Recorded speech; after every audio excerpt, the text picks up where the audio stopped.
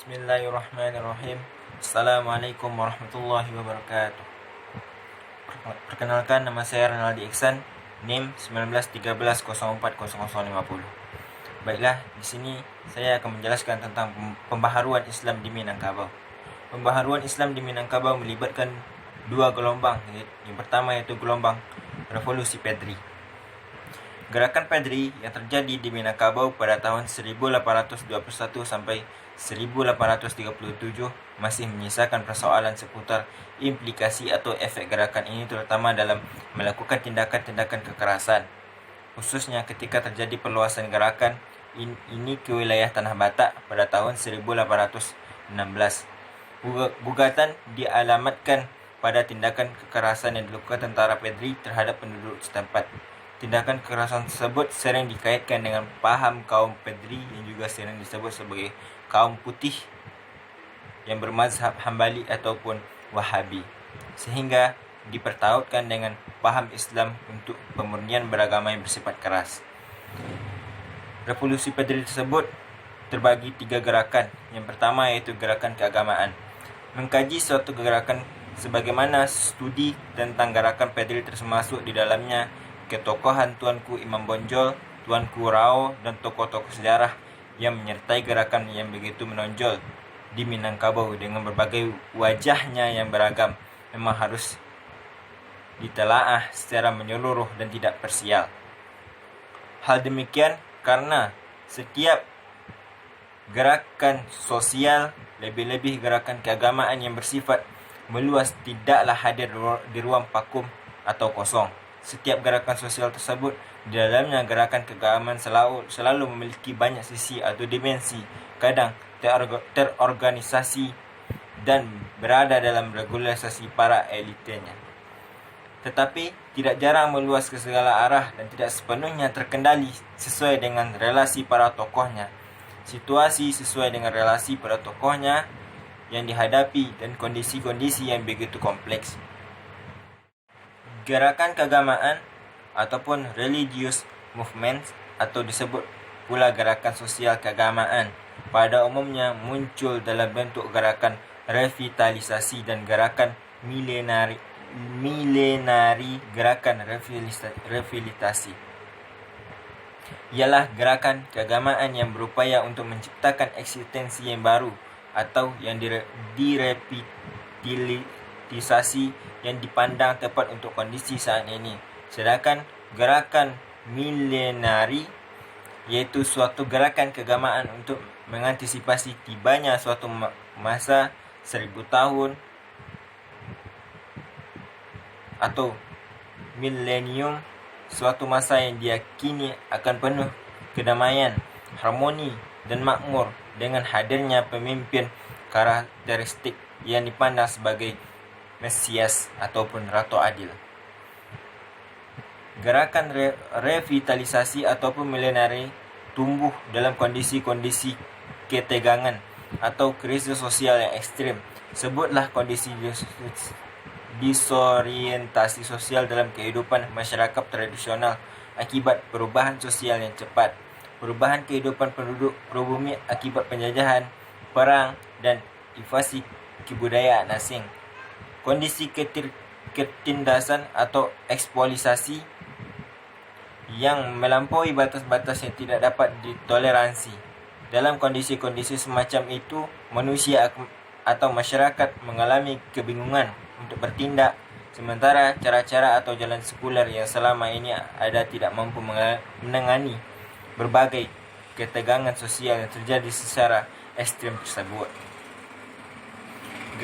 Gerakan keagamaan hadir dalam corak eksogenesis yang berusaha untuk mengubah keadaan lingkungan sosial kultural tempat umat beragama yang bersangkutan berada, juga bercorak generatif sebagaimana yang bersifat cargo cult ataupun pemuja barang, gerakan mesianis, gerakan navitisik, dan revitalization movement atau gerakan revitalisasi. Gerakan keagamaan sebagaimana pada umumnya gerakan sosial yang radikal tumbuh sebagai reaksi keras terhadap struktur yang dipandang tidak adil dan mengancam eksistensi. Menurut perspektif ketegangan struktural sebagaimana dikembangkan T.R. Burr pada tahun 1970 bahwa suatu gerakan sosial terjadi ditandai dengan adanya kemarahan dan keputusan yang melahirkan gerak emosional yang sedemikian rupa yang disebabkan oleh adanya ketegangan sosial pada level makro dalam masyarakat. Ketegangan dan perlawanan dapat dilakukan dalam hubungannya dengan antar kekuatan dan kelompok dalam masyarakat yang dianggap penyimpang atau menjadi ancaman. Di pihak lain, dapat lebih luas seperti gerakan sosial untuk melawan negara, termasuk melawan penjajah asing yang mengancam eksistensi bangsa ataupun masyarakat setempat. Yang kedua yaitu gerakan purifikasi. Gerakan Padri pada tahun 1821 sampai 1838 maupun gerakan kaum putih ataupun gerakan Islam mazhab Hambali ataupun gerakan Wahabi di Minangkabau yang berkembang sebelumnya 1803 sampai 1807 di bawah kepemimpinan Tuanku Nan Rajih dan kemudian tokoh-tokoh lain seperti Haji Miskin, Haji Piobang, Haji Sumani, Tuanku Imam Bonjol, Tuanku Rao dan lain-lain dalam konteks gerakan keagamaan maupun gerakan rakyat memang memiliki watak yang puritan. Kelompok puritan sering dideskripsikan atau dikaitkan dengan istilah fundamentalis, militan ataupun ekstremis, radikal, fanatik, jihadis dan bahkan Islamis. Pandangan puritan dalam Islam ditandai oleh ciri yang mencolok. Kelompok ini yang dalam keyakinannya menggaruk paham absolutisme dan tak kenal menganut paham absolutisme dan tak kenal kompromi dalam beragama. Dalam banyak hal, kelompok puritan cenderung menjadi puris, yakni seorang atau sekelompok orang yang tidak toleran terhadap berbagai sudut pandang yang berkompetisi dan memandang realitas pluralis sebagai suatu bentuk kontaminasi atau kebenaran sejati.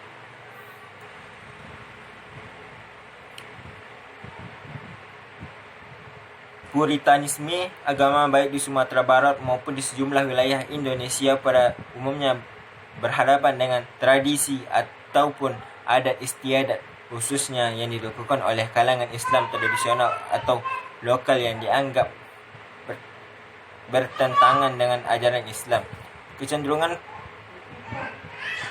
Puritan sebenarnya tidaklah tunggal tetapi tertarang dari keras atau radikal hingga lunak atau moderat. Sebagai contoh, Islam awal abad ke-20 yang sering disebut pula sebagai gerakan pemurnian Islam atau revivalisme Islam sebagaimana ditunjukkan oleh Muhammadiyah dan Pemersatu Islam.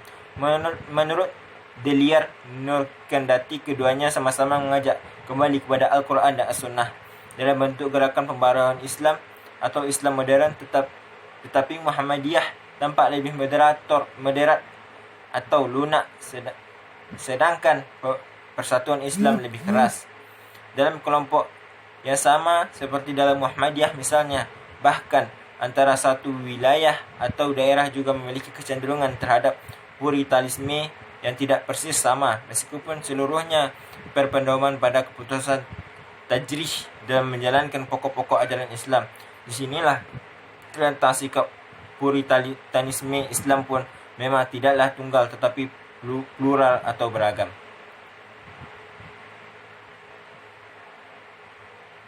Yang ketiga yaitu melawan penjajah. Gerakan Padri sebagaimana gerakan-gerakan lokal di berbagai belahan bumi Nusantara pada periode Perang Kemerdekaan melawan penjajah Belanda di samping penjajahan Portugis dan Inggris yang masuk ke Kepulauan Nusantara merupakan tonggak yang penting dalam sejarah Indonesia. Gerakan Padri menurut Sertono Kartodirjo selain berhasil dalam membersihkan agama Islam dari pengaruh-pengaruh kebudayaan setempat yang dianggap menyalahi ajaran Islam yang ortodoks, juga merupakan kekuatan mobilisasi yang besar dari berbagai wilayah. Kekuasaannya di ranah kerajaan Minangkabau untuk menggabungkan diri melawan penjajah, lebih-lebih setelah gerakan Pedri di bawah kepemimpinan Imam Bonjol dengan basis benteng Bonjolnya di Alam Panjang. Karena itu, Belanda setelah kembali ke Minangkabau tahun 1816 yang sebelumnya dikuasai Inggris, mengarahkan segala kekuatannya untuk melumpuhkan Pedri. Sartono mencatat sebagai berikut. Dalam berbagai perjuangan kaum Pedri, Belanda lama-kelamaan sadar bahwa pada hakikatnya gerakan itu tidak hanya mempertahankan kepentingan agama, akan tetapi juga melakukan perlawanan terhadap penetrasi kolonial. Sebagai ancaman terhadap kemerdekaan mereka, proses pasifikasi berjalan lambat. Bahkan seringkali Belanda terpaksa bersikap defensif karena kaum Pedri mengadakan serangan-serangan ke daerah pantai. Belanda memandang pemerintah kaum Padri menimbulkan suatu anarki, maka ada alasan untuk menjalankan pasifikasinya. Yang jelas ialah bahwa gerakan menjalankan ekspansi ke jurusan Mandailing, Tanah Batak dan Riau, sehingga perang dalam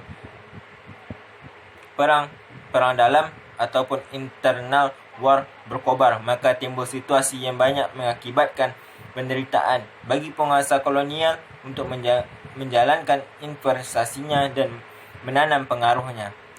Kartodirjo 1993. Kendati sejak ditandatangani perjanjian Bonjol pada awal tahun 1824 dan dengan berbagai tipu muslihat Belanda terhadap Pedri, tetapi perlawanan gerakan ini terhadap penjajah terus berlangsung dan tidak mudah dipadamkan. Politik Belanda mengikuti pola lama, yakni cenderung memihakkan yang lebih lunak dan mau bekerjasama dengan Belanda. Sebaliknya, keras dan tidak memberi ruang dan bahkan menggunakan segala macam cara untuk merompas gerakan-gerakan yang keras seperti Padri. Dalam posisi yang demikian, pihak Padri kadang berjuang segitiga, yaitu internal melawan kaum adat dan sekaligus melawan penjajah Belanda yang memiliki strategi canggih dalam memecah belah, memanfaatkan situasi sambil tidak segan-segan melakukan tipu muslihat. Perlawanan Padri di bawah Tuanku Imam Bonjol yang tidak mengenal menyerah dalam usianya ke-92 tahun berakhir setelah benteng Bonjol jatuh tanggal 16 Agustus 1837 dan dengan tipu muslihat dengan mengatasnamakan ajakan berlindung, maka Imam Bonjol pun ditangkap di Pulupuh secara tidak kesatria. Tuanku Imam Bonjol karena demikian kuat ancaman pengaruhnya, bahkan setelah dipenjara pun harus pindah-pindah dari Bukit Tinggi ke Padang, terus ke Cianjur, Ambon, dan akhirnya ke Manado hingga wafat pada tahun 8 November 1839. Dalam kesendirian, jauh dari kampung halaman, ranah tempat dia dan seluruh kekuatan gerakan Padri berjuang melawan penjajah. Atas jasa perjuangannya, Tuanku Imam Bonjol oleh pemerintah Republik Indonesia kemudian dianggap menjadi pahlawan nasional. Yang kedua yaitu konflik antara kaum muda dan kaum tua. Perdebatan yang sangat hangat mengenai masalah tarekat dalam masyarakat Minangkabau di era awal abad 20-an pada awalnya bermula dari beberapa pertanyaan yang diajukan oleh Abdullah Ahmad terhadap gurunya, Syekh Ahmad Khatib, pada tahun 1906. Pertanyaan itu di antara lain adalah, apakah ada tarekat Naqsabandiyah, Khalidiyah, dalilnya dalam syara? Apakah silsilah tarekat itu sampai pada Nabi? Apakah praktik suluk yang dilakukan sebanyak 10, 20 dan 40 hari itu terdapat dalilnya dalam syura? Apakah larangan makan daging ada dalilnya terkait? Apakah dasar rabitah itu dalam ajaran Islam? Munculnya beberapa pertanyaan tersebut disebabkan memang terlebih dahulu terjadi perdebatan-perdebatan yang sifatnya masih eksklusif antara ulama di sekitar dengan daerah agam. Tempat terjadinya perdebatan tersebut bertempat di daerah Sianok sekitar tahun 1903. Seperti biasanya, yang menjadi peserta dalam ajaran perdebatan itu ialah wakil dari masing-masing ulama yang tetap bertahan dalam pengalaman terhadap tarekat dan pihak yang sangat menantang terhadap tarekat tersebut. Dari hasil perdebatan, tampaknya mengalami suatu deadlock sehingga diupaya mencari pendapat atau fatwa dari otoritas yang dianggap lebih tinggi. Fatwa lalu dia mintakan ke Makkah sebagai pusat jaringan intelektual Islam dan sistem jaringan ulama di Nusantara kala itu. Pada konteks ini, fatwa dimintakan pada Syekh Ahmad Khatib yang dianggap sebagai salah seorang maha guru bagi ulama-ulama Jawi dan dunia Islam yang menuntut ilmu di Mekah. Namun, yang lebih penting adalah permintaan fatwa oleh Abdullah Ahmad sebut dilandasi pada otoritas legitimasi keilmuan secara virtual, karena faktor posisi Syekh Ahmad Khatib sebagai guru dan sebagai seorang Minang, dan juga dilandasi faktor rivalitas beliau juga kelompok pro tarekat yang dihadapi adalah para murid-murid beliau juga waktu mengaji di Mekah. Jadi, fatwa itu bisa dikatakan sebagai macam bentuk power legitimitas untuk menghancurkan opini lawan. Baca kaum muda. Karena datang dari guru mereka yang sangat dihormati. Di sini tentu saja akan terlihat kemana sang guru akan berpihak dan beroposisi dalam diskursus pemikiran dalam legitimitas tarekat. Untuk menjawab persoalan ini, Ahmad Khatib menulis buku yang berjudul Izhar Zagal Al-Kazibin fi Tasyabihim bi Asyadiqin. Buku ini berisi bantahan dan penolakan terhadap tarekat Naqsabandiyah, Khalidiyah, ajaran dan amalan terdekat seperti suluk, robitah, silsilah, pantang makan daging, dan lain sebagainya. Menurut Ahmad Khatib, tarekat secara umum atau secara khusus seperti tarekat Naqsabandiyah, Khalidiyah tidak berasal dari Nabi maupun dari sahabat. Silsilah yang berasal dari guru-guru tarekat sampai pada Nabi adalah palsu dan dibuat-buat. Ajaran dan amalan suluk dalam tarekat yang tertentu harinya bukan berasal dari Nabi, sahabat maupun tabi'in.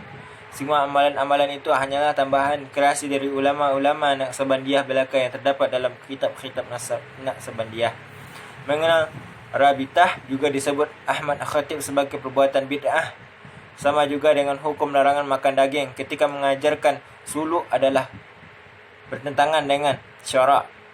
Tarekat yang dianjurkan oleh ulama di Minangkabau tersebut menurut Syekh Ahmad Khatib bukanlah tarekat yang sesungguhnya, karena banyak terdapat hal-hal yang ditambah-tambah dan sama sekali tidak mendasar dalam ajaran Islam. Yang disebut tarekat dalam definisinya adalah dalam menuju kepada Tuhan Allah Subhanahu wa taala. Jalan itu dilakukan dengan perbuatan yang didasari melalui keterkaitannya di 3 disiplin pengetahuan tauhid, fikih dan tasawuf. Pendapat dan fatwa dari Ahmad Khatib ini bisa disebut termasuk yang pertama dalam deretan fatwa-fatwa yang menentang kritik-kritik terdekat, khususnya tarekat Naqsabandiyah. Pertanyaan Ahmad Khatib ini telah mengundang komentar dari kalangan kaum tua yang notabene adalah juga murid-muridnya ketika di Mekah. Dalam kasus ini, Syekh Sa'ad Mangka menuliskan buku sebagai bantahan atas buku Ahmad Khatib dan berupaya mempertahankan ajaran tarekat Naqsabandiyah yang diberi judul Ighram Unul Al-Muta'affin fi Inqarahim Rabitah.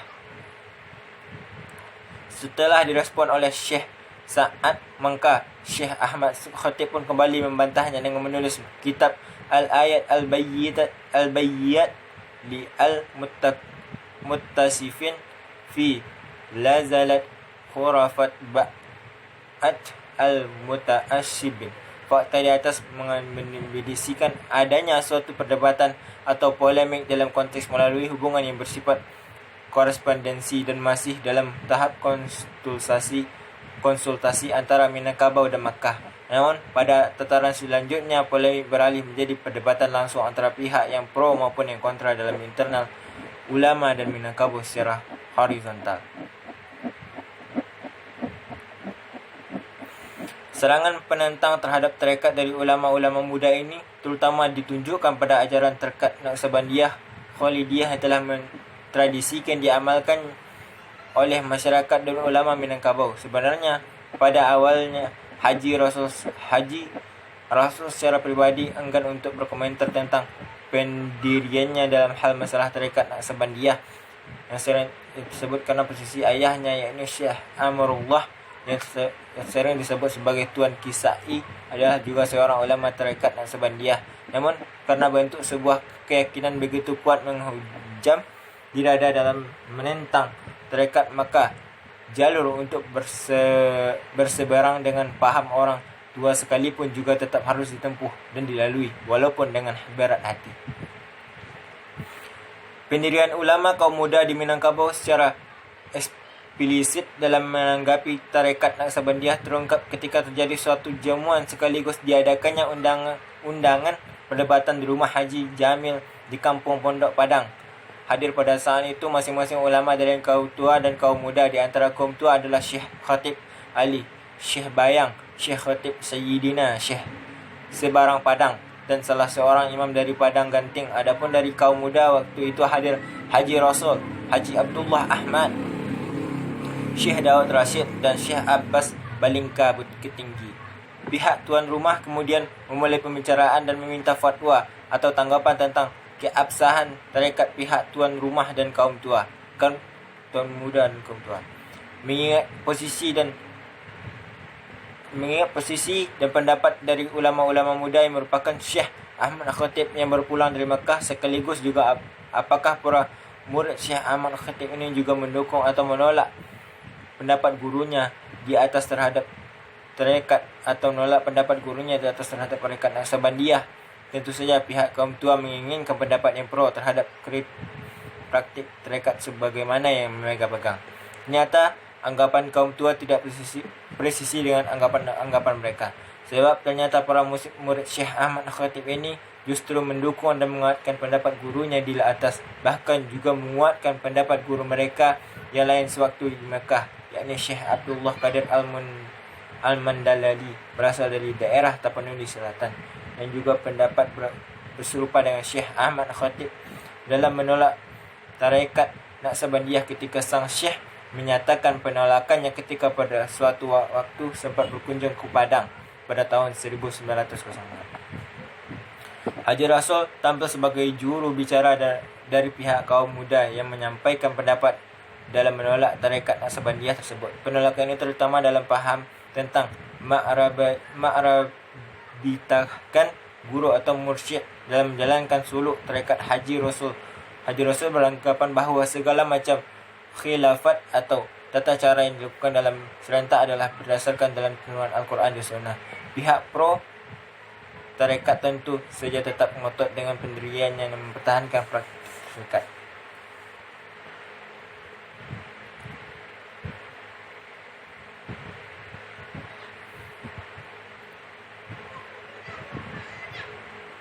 Pada kasus lain, Haji Rasul juga menolak amalan-amalan ganjil yang dipraktikkan dalam menyertai ritual tarekat atau suluk. Sebagai contoh dapat disebut seperti sembahyang taubat, berhalwat dengan membaca zikir dalam hitungan tertentu, bahkan sampai ratusan dan ribuan kali dalam beberapa hari. Zikir dengan mengingat lataif melibatkan syekh atau mursyid sewaktu akan memulai berzikir dan lain sebagaimananya. Semua perbuatan ini adalah dinilai sebagai bid'ah dan tercela melakukan, termasuk juga praktik meminta wasilah kepada kuburan keramat para guru terdekat atau syekh yang dianggap sebagai wali, yang dalam pendapat Haji Rasul adalah perbuatan yang sungguh terkategori pada perbuatan syirik. Peristiwa di atas kontan menjadi suatu hal yang sangat mengemparkan dan dalam tatanan aspek sosial keagamaan masyarakat Minangkabau. Semenjak peristiwa itu, menurut Hamka, dikotomi antara kaum tua dan kaum muda dikenal sebagai definitif. Koreksi yang cukup mendalam oleh kaum muda terhadap tarekat menurut Martin van Beusen dilakukan oleh Syekh Jamil di Jambek. Syekh ini menurut Martin termasuk orang yang sangat paham dan pernah menjadi pengikut Naqsabandiyah, bahkan mendapat ijazah dan ba'at dalam tarekat ini pada tahun 1915 Hijriah ketika mengikuti ritual tarekat Naqsabandiyah di Jabal Kubais. Menurut Syekh Jamil Jambe, tarekat Naqsabandiyah didirikan oleh orang yang berasal dari India dan Persia. Kedua daerah ini dalam sistem kepercayaan kulturalnya penuh dengan nuansa khayal dan khurafat. Unsur-unsur di atas sangat banyak merasuk dalam sistem dan ritual tarekat karena dekatnya tarekat dengan kondisi tradisional lokal yang saling mempengaruhi. Dalam perjalanan tarekat ini yang telah berabad-abad di India dan Persia serta berganti-ganti para khilafah, maka bentuk dan isi dari ajaran tarekat ini telah banyak mengalami perubahan dan semakin lama semakin jauh dari tuntunan Al-Quran dan Sunnah. Dari paparan singkat ini, tampaknya Syekh Jamil Jambe pada dasarnya juga menolak praktik-praktik tarekat yang ganjil tersebut, walaupun dalam penilaiannya ini agak sedikit hati-hati dan cukup moderat dan mengkritik tarekat Naqsabandiyah tersebut dibandingkan Haji Rasul yang terkenal keras. Akan tetapi, yang harus menjadi catatan adalah walaupun Haji Rasul dan kawan-kawannya banyak menyerang praktik tarekat Naqsabandiyah yang mereka nilai dan dikategorikan sebagai bid'ah, namun ia tidak melarang melakukan amalan tasawuf tanpa harus masuk tarekat yang sesuai dengan kategori Al-Quran dan Sunnah. Bahkan ia menganjurkan untuk mempelajari dan mengamalkan tasawuf yang syar'i. Menurutnya justru itu membersihkan keyakinan manusia dari penyakit-penyakit dan rohani dalam kalbu. Baiklah, mungkin hanya itu yang dapat saya sampaikan. Lebih dan kurangnya saya mohon maaf. Tadi saya buka dengan salam, sekarang saya tutup dengan wabillahi taufiq wal hidayah. Assalamualaikum warahmatullahi wabarakatuh.